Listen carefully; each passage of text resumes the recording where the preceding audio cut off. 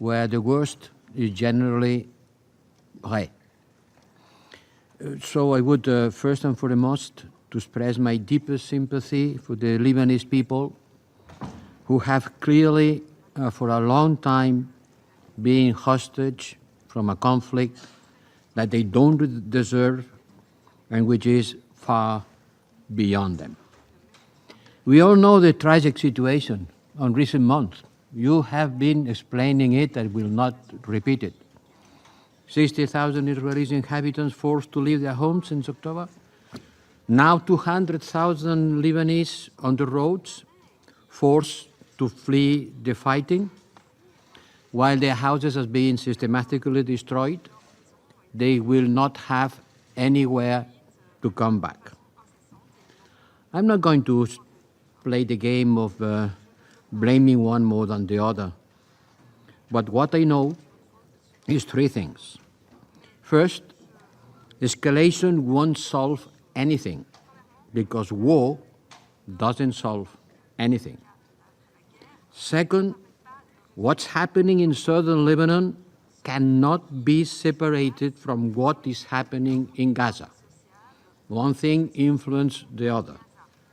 But at the same time, we have to do everything to avoid that southern Lebanon become a new Gaza. And it's becoming a new Gaza. As Secretary General said at UNGA, and as many of you have said, when the communication devices were exploding, targeted on its purpose, but indiscriminated on their consequences, they have put the Lebanese people in the night under terror. The third is that there is a legal basis for settling the Israeli-Lebanese conflict, and this basis, you know, is this famous resolution 1701. The little problem is that it has been approved more than 20 years ago, without being implemented. So what we can do in the face of the escalation, in the face of this procession of death stretches under the door, and while the cannon sound is behind us. I heard Le Canon when I was visiting the UNICEF headquarters some days ago. And I am asking this question to the Security Council. And allow me, and excuse me, but sometimes I wonder if it is not better the Council to talk about insecurity, who register cries, recriminations, and grievances without solving them, and when they agree on something, not being able to implement it.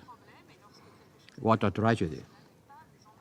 So now it's up to all of us to do something for a ceasefire along the blue line, so the instinct for life can take precedence over the instinct for death, so that the terrible fatalism that is ours today in the face of so much horror can be overcome.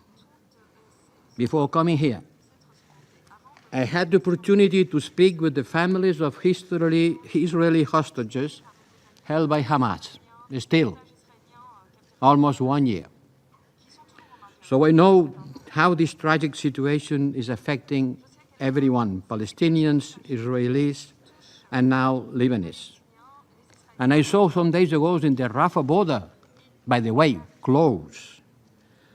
Once again, listening the canyon, how the tragic situation in Gaza called our conscience.